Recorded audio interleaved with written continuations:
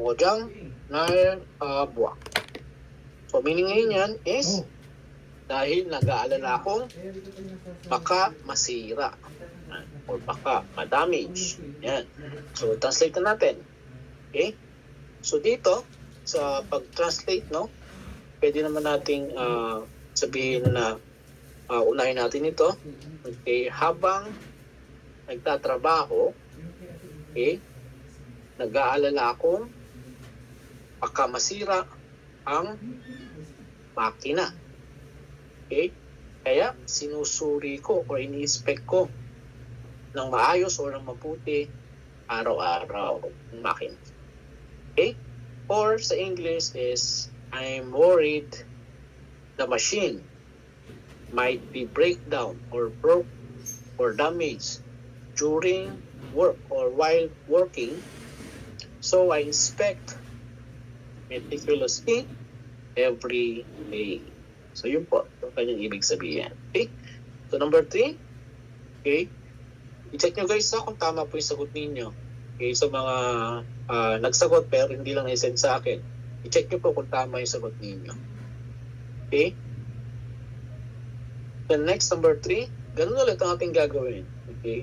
So phrase by phrase ulit. Dito muna tayo, analyze natin. Okay, kailangan meron tayong vocabularies dito. Yung mga vocabularies naman dito, nasa book din naman. Kailangan nyo lang talagang i-browse, tsagain, nabasahin. Okay, chagobjang. Okay, chagobjang is workplace.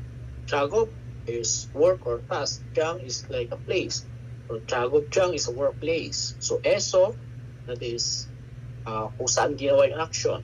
So in the workplace, yung po meaning yan. Chagobjang is saramduri. Saram, person, plural, maraming tao. Saramduri. So, or ang mga tao. Ang meaning ng chagobjang eso, saramduri, ang mga tao sa workplace. Right. Okay? Adagul, dito na tayo. Adagul. Adak. Adak is floor, sahig. Kekuthage, so adverb to nanggaling kay kekuthada. To be clean. Be malinis. And then, ang ating action, takta. So, na-conjugate lang yan into past tense. Past tense po like. So, takta is to, ano si takta? To wipe. Okay? Lampaso. Punasan. Yan. So, dito is takasoyo. So, pinunasan ang sahig ng malinis.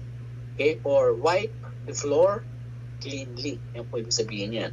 So, ano kaya yung ikinakabahala niya dito? Bakit kailangan niyang punasan ng mabuti o ng malinis ang sahig?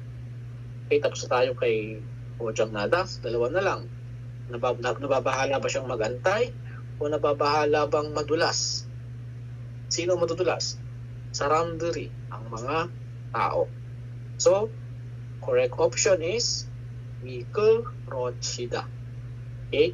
So, para siya conjugate, para sabihin na I'm worried that the people might sleep or might slippery.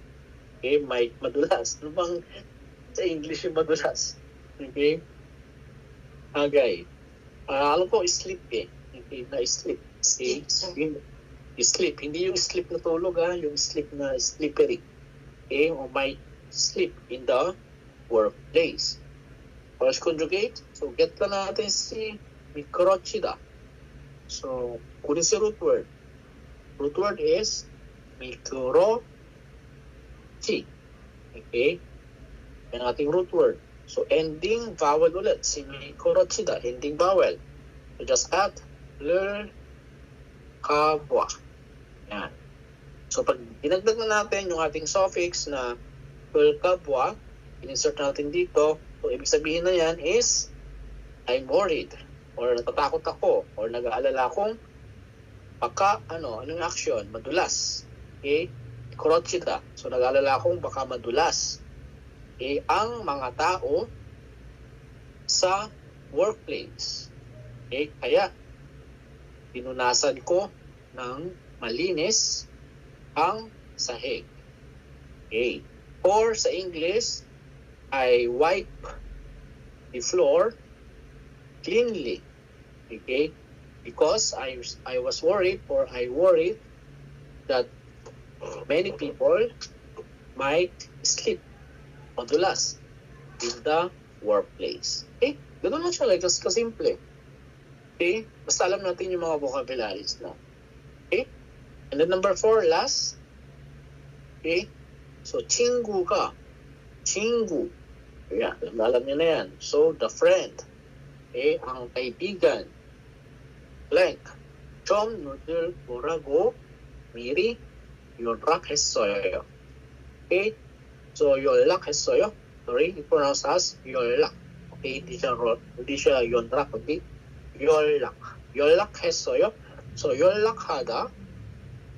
Take note na po guys to, 연락하다 is ginagamit po ito by phone. Okay, 연락하다 is to contact. Okay, pwede rin siyang to call. Pero ang difference niya kasi, yung to call is 전화하다, no? So, synonym niya lang si 전화하다 na to call. Pwede rin siyang gamitin. Pero usually, or pinaka-mainly na meaning ni 연락하다 is to contact by phone. Okay? So, 좀 늦을 거라고. So, ito yung ating suffix dito. 늦을 거라고. So, meron tayong suffix na rago. Okay, rago. Yan ang meaning ni rago na nga. That is, sinabi. Okay, or say. Okay? Sabihin, ito is, my friend. Ayan. Blank. And then, I contact. Okay, already or in advance. Okay? To say. Kasi, rago is sinabi. To say that I will be late. So, 늦을. So, future po. So, I contact in advance to say that I will be late. Because I was worried. Dahil nag-aalala akong baka, maghintay. Rida. Wait. Baka maghintay sino? Ang kaibigan. So, rida. Paano siya gawing baka or nag-aalala akong baka maghintay, or I was worried that my friend will be wait. Rida. Yan ang ating root word. Daril kabwa. 좀 늦을 거라고 미리 연락했어요. Okay? So, sabihin yan, Tagalog, dahil nag-aalala akong baka maghintay ang kaibigan ko.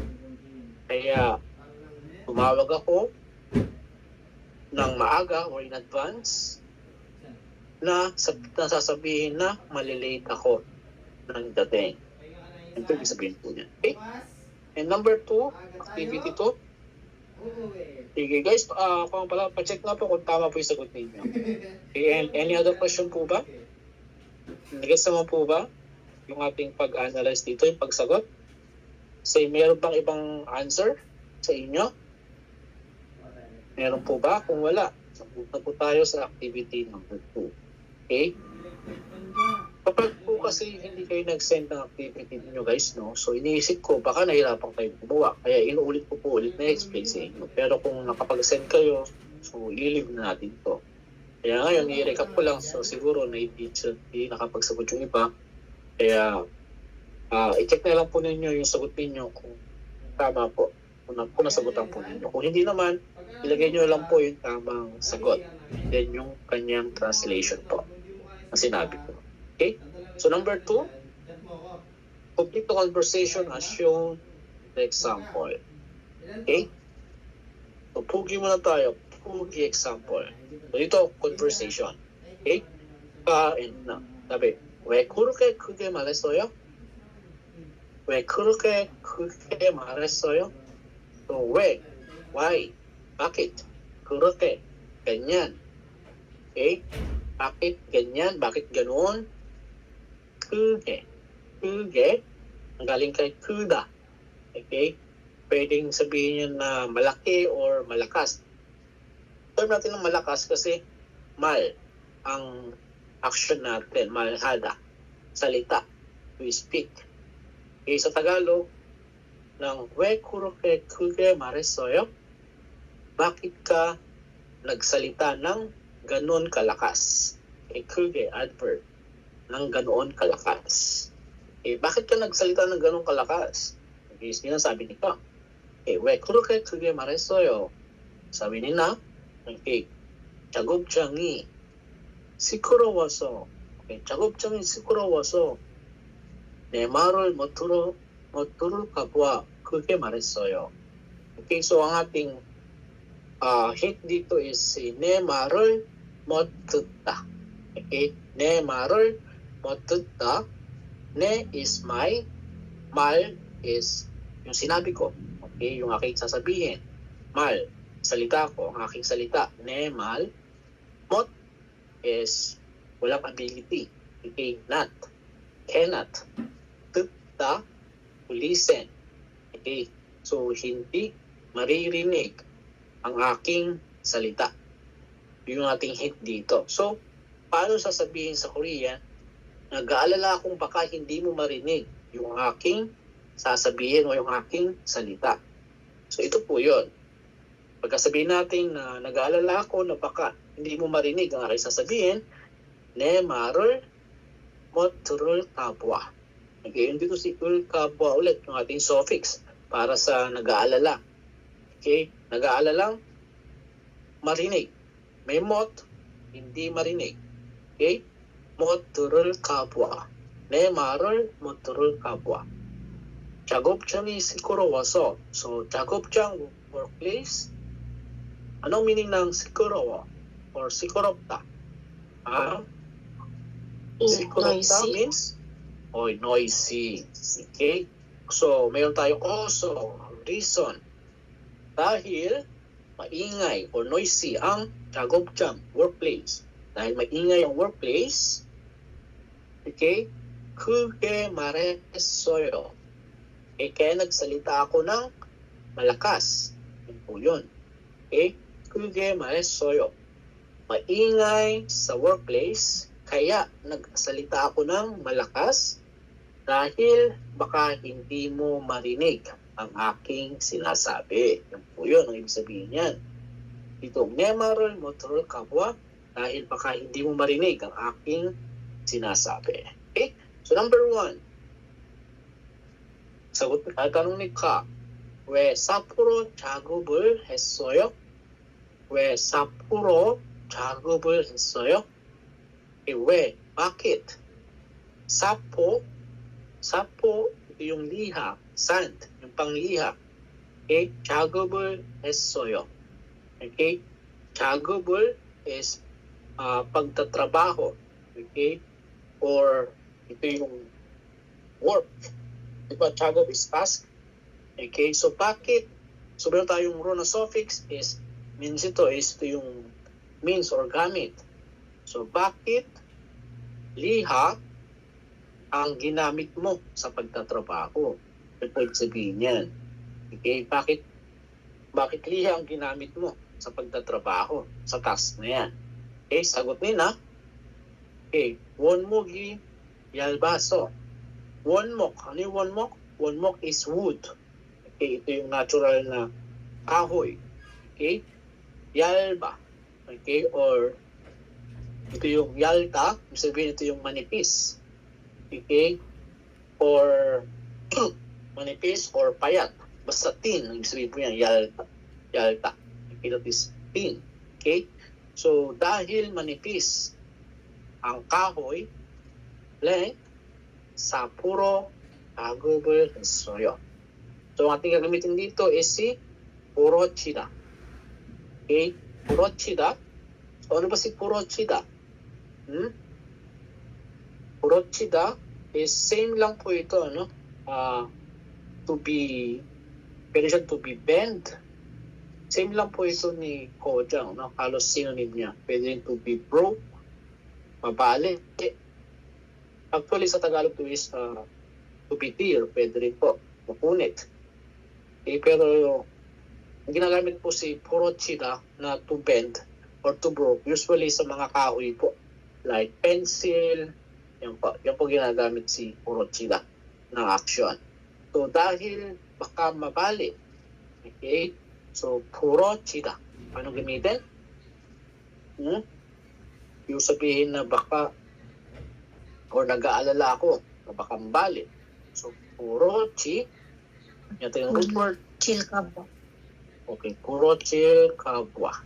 Yan. So, Wonmugi Yalbaso.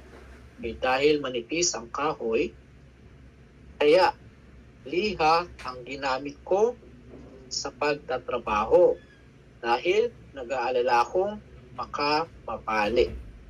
Okay, yun po yung sabihin niya. Okay, or sa English, the wood is thin, so I use sand or liha, okay, because I was worried it might break, okay, or mabali. Okay, tama ba yung English ko, guys? Tama ba? Tama ba, Daisy, yung English natin? The wood is thin, so I use sand in the work, okay, because I was worried that it might be break. Okay? The next, number 2. Okay, number 2, Daisy. Kung sumagot number 2, Daisy. Nakita ko yung sagot mo, tama naman dito. Ano sagot na number 2? Ano ibig sabihin ng mokchi, popkirul, tapos saya? Ay, hindi Nasagot pala. ko ba yan, sir? Parang Si Jessica pala. Okay, si Jessica pala. Jessica, nakita ko yung sagot mo rito eh. Sinagutan mo ni Jessica ito eh. Sa Patricia. Jessica pala yun. nasagot ko Yes, kayo yeah, ng translation. Okay? So number 2, okay, 왜 먹지에 도표를 덮었어요? So why? Okay? Bakit? Okay, 먹지. Okay, 먹지 is kahoy fritura, no? So itong wonmok, guys, wonmok saka si mokje, same lang po yan, no? Wood. Itong si mokje lang po is lumber na. Kumbaga ito na yung tabla. Ito na yung 2x2, 4x4. Ito na po yun. Yung wonmok naman, siya yung pinapara siyang nasa kahoyang palang natural. Okay? So, topke, ito yung pantakip. Cover. Okay? Topke. Ito namang topta, tapos so yun, naka-past tense lang, is ito naman yung action para to cover. Okay, ito yung cover, ito naman is to cover. Yung action niya. So, sa Tagalog, bakit mo tinakpan? Okay, tinakpan ng cover ang kahoy. Sagutin na, piga waso. O ba nito? Piga waso. Okay, dahil umulan or dahil uulan. Okay? Kaya, tinakpan ko ng cover or ng pantakip dahil nag-aalala akong baka mabasa. Mabasa is totta. Okay, to be wet. Yan. Totta means to be wet.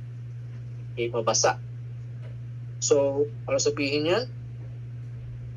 Nag-aalala akong baka mabasa. I was worried. So, mokche ka. So, ending consonant. Ano gawin natin? Kapwa. Yan. So, sa Tagalog, okay, umulan, kaya tinakpan ko ng cover dahil nag-aalala akong baka mabasa ng ulan ang kahoy. Okay, kahoy. Okay? And then number 3. Okay? 왜 클램프를 띄우고 작업해요? 왜 클램프를 띄우고 작업해요? Okay? Bakit ulit? Bakit? Bakit ka nagtrabaho ng nakakabit? Okay, kiugo. Okay, kiugo is, ang galing na po ito kay term po ito, ano? Natuham. Okay?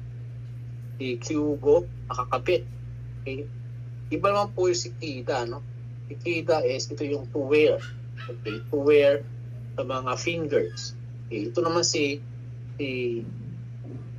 Pipta is like ito yung nakahang.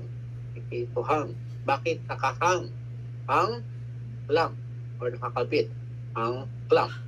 Sagot nila, blank. Clamper을 띄우고 작업해요. So, meron tayong hint, 원목이 힘들리다. Okay, 힘들리다. So, na-encounter nyo na ba ito, guys? Hindi to si 힘들어요, ha? 힘들리다 means, may nakita ko sagot ito ni Jessica. Yung translation niya dito.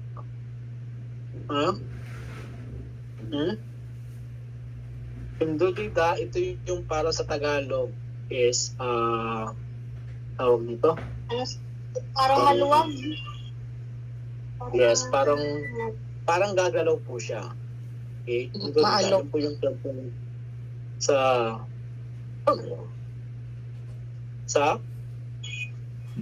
para siyang kakalog, no? Or maluwag. Sa English, ano ba ko sa English nun? Nagsusway, sir. Para siyang Shake. Umaalog. O to shaking. Yan. Tumakalog. To shake. Yan. To shake. Ano pa ibang term yan? Sway. Shake and okay, to sway. Yan, sumasayaw. Ay, to dance pala yung sumasayaw, no? Basta yung term pa na kumakalog siya. Okay, to sway. Swaying or shaking. Yung po yung meaning ni 흔들리다. Okay? So, paano natin sasabihin sa Korean na dahil nag-aalala akong baka mag-sway or baka mag-shake ang kahoy. Okay? So, paano kaya sabihin yun? 원목이, yan po, 원목이. Ito, lagyan natin, 원목, kahoy.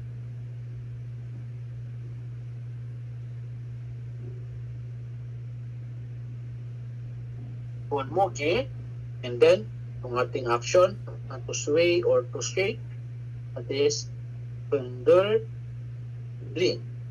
Okay, yan ang ating root word. So, ending vowel. So, 흔들릴 가부아. So, 흔들릴 가부아, clamper을 띄우고 작업해요. Okay, sa Tagalog is nagtatrabaho ako ng nakaklamp.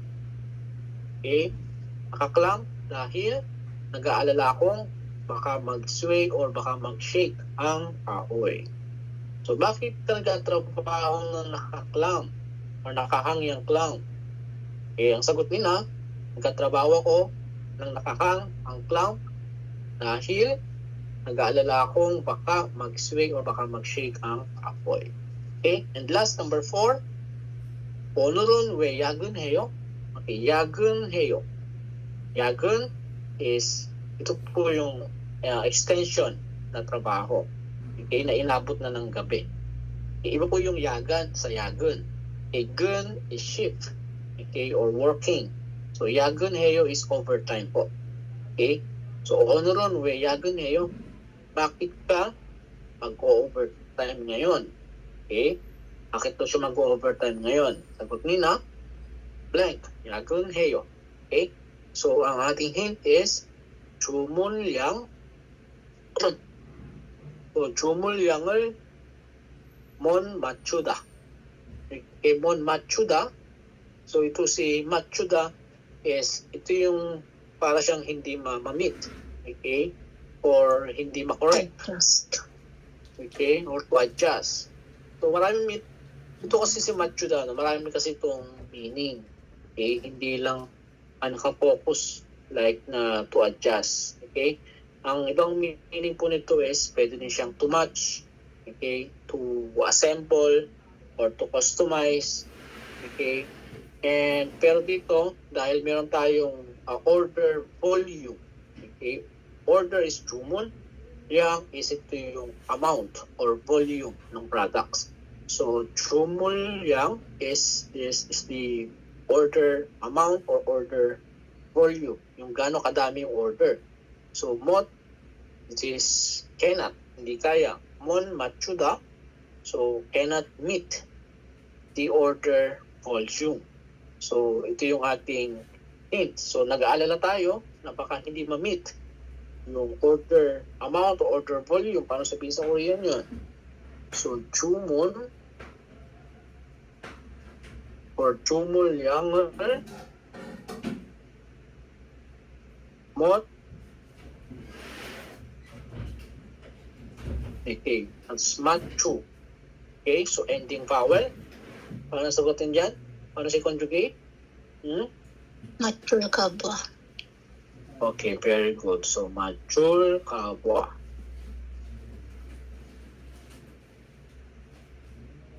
So 주물량을 못 맞출 가봐 야근해요.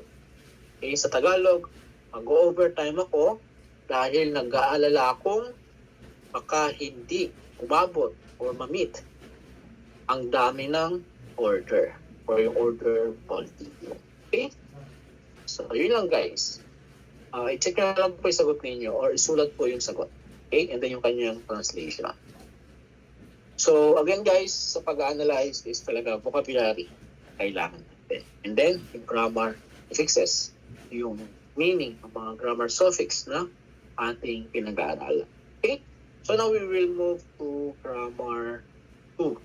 Okay, so last meeting, na-discuss natin itong mga vocabularies, no? So punta na tayo dito sa part ng grammar 2, yung ating pangalawang suffix under chapter 42. So ito po si nunyago saka si unyago hada. Okay, itong suffix na ito is isa rin po itong indirect. Okay, indirect question. Okay, kumbaga ito yung Tagalog na inuulit mo yung tinanong ng isang tao sa iyo. Okay, for example, kausap ko si Kevin. Okay, sabi niya, Alimar, saan ka pumunta? Okay, ngayon, nakita ni Daisy na tinanong ako ni Kevin. Sabi sa akin ni Daisy, Alimar, ano yung tinanong sa'yo ni Kevin? Ngayon naman, sasagot ko kay Daisy, tinanong ni Kevin kung saan ako pupunta. Kevin, di kanya ko heso. Yun po yun. Okay? Kung tinanong ako ni Kevin kung saan ako pupunta. Okay? Yun po yung gamit nito si nunyago saka si unyago hada. So madalas nyo itong maririnig sa Korean, sa mga Korean drama, no? So for example na unyago, okay, so tinanong niya kung kumain ka na. Okay? So dito nakalagay dito, ano, yung kanyang meaning is use with verb for adjective to relate a question, to relate or to repeat or to report, okay, the question that asked by someone. Okay? So kapag verb po, no, yung ating didikitan like itta and opta is nunyago hada. Okay? Nunyago hada. And kapag naman sa adjective, yung adjective natin, that is yung yongsa, kapag ending consonant, nunyago hada. And kapag ending vowel or ending R or L, nyago hada. Pero actually guys, no, sa verb po, no, is sa casual, nyago hada pa rin po ginagamit. Wala po si nun. Hindi ko alam bakit pag sa book, dito sa book is mayroong nunyago. Bakit mayroong pang nun? Kasi madalas kung may narinig ako, okay, mongnyago. Okay.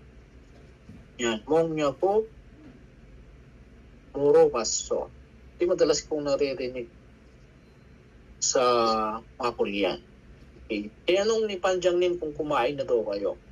Okay, Panjang님이 먹냐고 물어봤어. Kaya nung ni Panjangnim kung kumain na kayo. Ito po yung narinig ko sa mga Korean. 먹냐고 물어봤어. Murubaso is ask. Tinanong. Okay? Pero pwede rin naman sabihin siguro, sa book kasi nakalagay, okay, munyago heyo. Tinatanong kung kumain na. Yan po yun, munyago. So, sa books pala nakalagay is mongnu. Okay, mongnu nyago. I-pronounce guys to, i-pronounce po ito as mong. Hindi po siya mok. Okay, kasi may followed na consonant na N. So, mongnu nyago heyo. Ito po sa books. Okay? Pero kapag sa actual na conversation, ito po yung naririnig ko. Okay? For example, tinatanong kung kumain na mongyago murubaso. Ayan. Sa book naman is mongyago heyo. Yes po, reported question. So actually, alam ko na na natin to eh. Okay, dito sa ayan. Okay, ito yung grammar 2 natin. Okay? So, indirect quotation for question. Okay, dinidikit sa verb or adjectives kapag i-report mo sa ibang tao ang isang tanong na tinanong sa iyo ng ibang tao. Okay, may meaning ito na ask if or ask whether or tinanong kung. Okay? Grammar structure, ito galing sa book ito for verb stem, nunyago hada. For example, kung may nagtanong na kung kumain na ang isang tao, that is, mokta to eat. So, mongnunyago heyo. Okay, mongnunyago heyo. Pero kapag sa formal guys, no, pwede po siyang pa-short bend o paikliin na mongnyago. Mongnyago heyo. Pronounce guys as mong. Okay, hindi siya moknyago. Mongnyago heyo. And then, an example naman, okay, so dito guys, kahit ending consonant or ending vowel, just attach nunyago hada. Okay, nunyago hada. So, ask if someone goes or may nagtanong kung saan pumunta, kanunyago heyo. Okay, and then, other term guys, pwede rin po siya sa kanyago heyo. In short po niya, kanyago heyo. Pwede rin po siya guys. Or sa books, kanyago heyo. Eh, kasi, kung bibigkasin mo guys na mabilis to is kanyago, mas comfortable po ito. Kanyago. Yeah. Kahit pakinggan nyo sa mga Korean movie. Eh, kanyago, mongnyago, yun ang mga marinig nyo kapag basta merong nyago, isipin nyo po niyan ay patanong na inulit lang ng taong kausap mo. Okay? And then for adjective naman is kapag ending vowel or ending R, at is nyago hada. So halos same sa shortened nito, no? So nyago hada. And for ending consonant, that is nyago. For example, chakta. Okay? Ask if it is small. Okay? Tinanong kung maliit yung kwan. Okay? Sorry, kung maliit yung basta. Okay? Nyago heyo. Okay, kung maliit yung ano ba yung very maliit guys? Maliit yung isang puso. Okay? Okay. Maliit Ask if yung it is utak. small. Okay, yan po. Okay, kung maliit yung bag. Okay? So, alimarunan abangi kunyago heyo. Okay, tinanong kung maliit pa yung bag. Okay? And then for past tense, okay, so meron tayong at, on, or at, on, nyago, heyo. So naman natin pag past tense is meron tayong is suffix na at or on. For example, okay, pag tinanong is ask if someone went, kung saan pumunta. Kanyago, heyo. Okay? So ito naman ito is tinatanong kung saan pumunta. Yan po yung kanyago, heyo. Pero pag mayroon naman tanong na tinanong, magiging hesoyo. Okay, kanyago hesoyo. Okay, tinanong niya kung saan pumunta. Kanyago hesoyo. Yun naman kanyago heyo, tinatanong niya kung saan pumunta. Okay? Yun po yun. Example tayo. Sentence, situation. Okay? Yung original question, For example, ganito.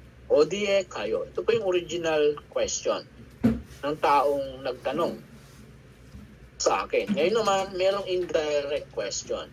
For example, sabi ni Daisy, okay, Halimaro, kusarami, morago eso? Ibig sabihin, morago eso? Morago eso, ano yung sinabi? Diba sabi natin, yung rago is si Rago Hada. Ito yung indirect din. Okay, yung sinabi mo, okay, what? Okay, morago hada, morago eso. Okay, ano yung sinabi? Okay, for example, kaibigan. Okay, 친구가 뭐라고 했어? Pag tinanong ganun, for example, ni Daisy, tinanong ganun. So, sasabihin ko kay Daisy, 친구가 어디에 가느냐고 했어요. So, tinanong ng kaibigan ko kung saan ako pupunta. Again guys, dito pwede rin po sabihin na kanyago.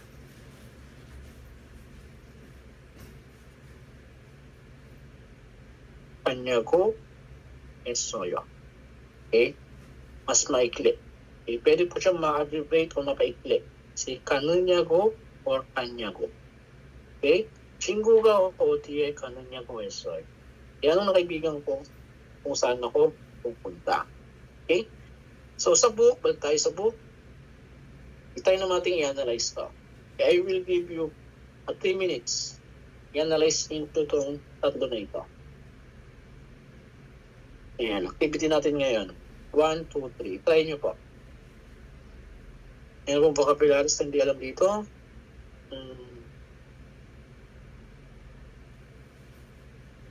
Okay, Monji. Monji is alikabok. Okay, toro, ito yung pagpagpag.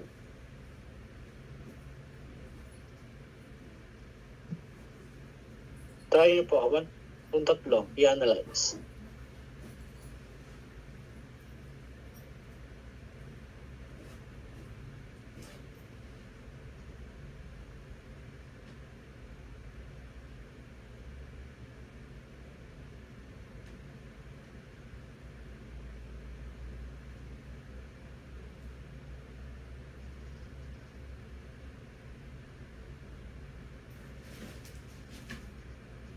una, 우엉 씨가 지금 어디에 있느냐고 했어요?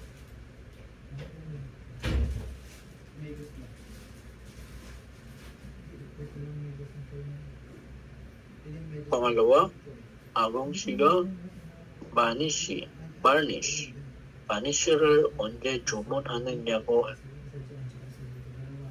물었어요.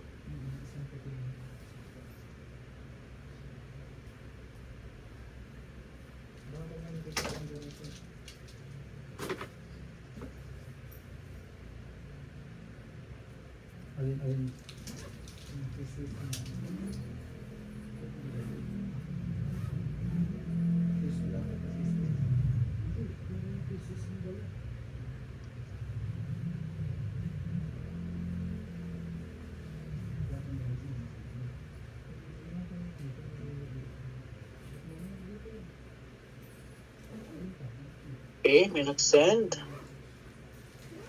Tinanong ni Puon kung saan siya ngayon.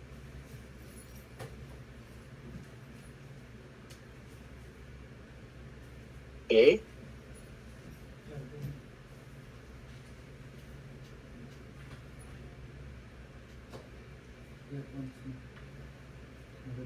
Dito guys, no, sa number 1, okay, sagutan na natin. Check nyo kung tama po yung sagot ninyo. Si Puong 씨가 지금 어디에 anong tama sa ito guys? 있느냐고 ba? Or 있느냐고?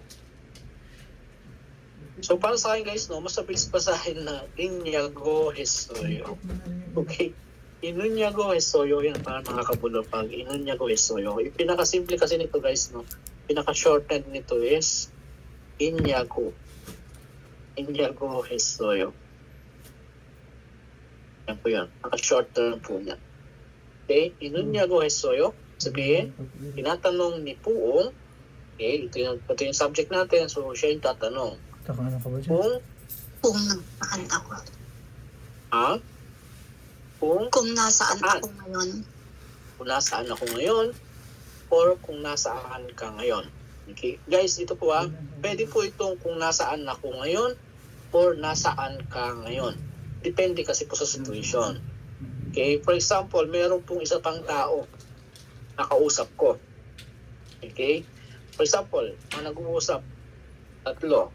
A, B, tapos si Puong. Ito si Puong. Si Puong is nagtanong dito kay A. Yan.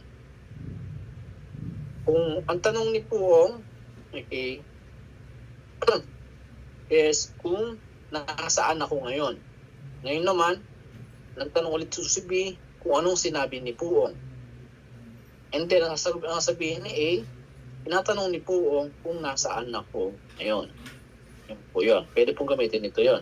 Pero, kung ang tanong ni Puong is kay A, nasaan si B?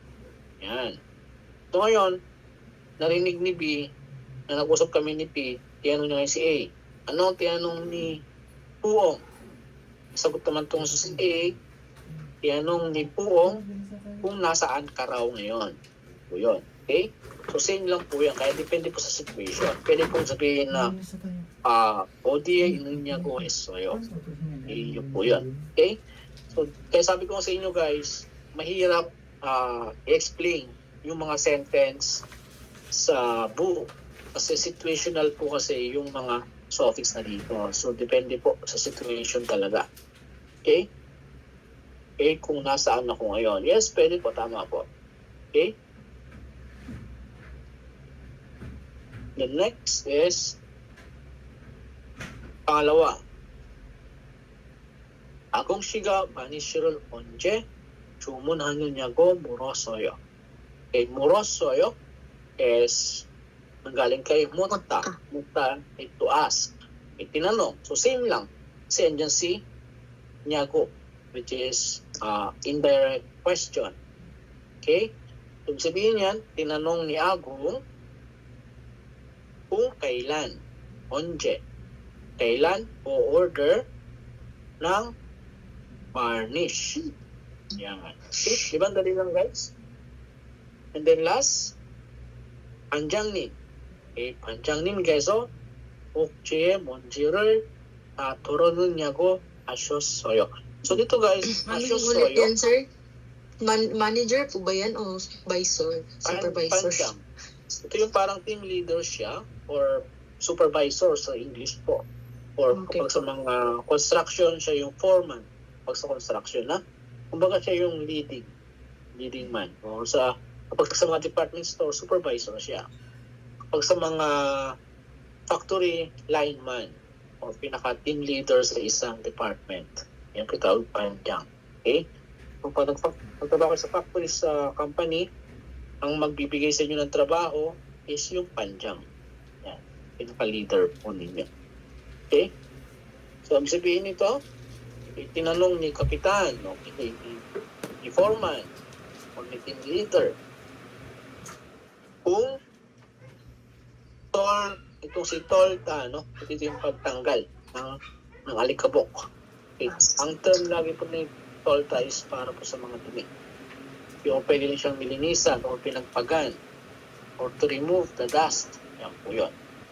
Pasyosoyo is for honorific person. Okay, tandaan nyo guys, si Ada, pasyosoyo kapag honorific person ang ginamit. Okay? So, tinanong ni Panjang kung nalinisan ba o natanggal ba Monji ang alikabok. Okay, saan? Ang alikabok na meron sa ahoy. O yan. Okay? So dito guys, yung activity dito, 1 and 2, guys, pakisagot ko ito ha, activity ninyo. So gawin ko yung example dito. Okay. 무슨 색 페인트를 섞어야 돼요? Okay, 무슨 색 painter. So which kind of paint color? So, sokta, mix. O, kailangang ihalo. So, gagawin ninyo is, paano siya sabihin sa Korean na tinatanong. Tinatanong niya na kung kailangan ba o kung ano ba yung kailangan paint color na Kung ano paghaluin. yung code. Anong color yun dapat paghaluin? Tinatanong niya kung ano yung dapat paghaluin na kulay. Ano yung pinasabihin natin sa Korean? So, ang sagot dyan is 무슨색 페인트를 섞어야 되느냐고 했어요. Okay? So, i-convert nyo lang po siya into indirect question. Okay, ganito. 섞어야 돼요. So, naging 섞어야. So, ending vowel. So, ang ating base form dito is, di ba, si Dueyo, ang galing niya kay Rida. So, yun po. So, we, add natin si Nunyago Hada. Yan po yan. Nunyago Hada. Okay, para sa verb. So, dito naman, number 1, sagutan natin. 홈을 무엇으로 메워요? Okay, home. Home is butas. Okay? Mewo, nanggaling kay meuda, that is to feel. Okay? To feel. Takpan. To feel. Okay? Muosuro is anong ilalagay. Okay, siguro kasi ito yung part na by kung ano ilalagay na pantakip dito sa butas. So, paano sabihin sa Korean, tinatanong niya kung ano yung ilalagay na pantakip para sa butas. Home is yung butas. Okay? So, yun lang po. Paano sabihin sa Korean? That is, change lang natin. So, home, homework, muosuro. Ano yung basic form nito? Ano yung basic form niya? Yung alin, sir? Meo. Ito, meuwo. Ano yung basic form niya? Meuda, di ba? So, magiging Ninyago. ending vowel nu냐고 했어요. nu냐고 했어요. So para sa akin guys is nu냐고. Depende din po siya guys kasi nasanay lang kasi ako sa pag-sa actual na yan. nu냐고. Parehas pong tama po yan.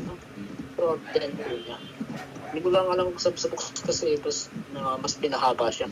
Pero sa actual po is, nyago lang po yung nilalagay. It's either verb or adjective, just add nyago. May nyago is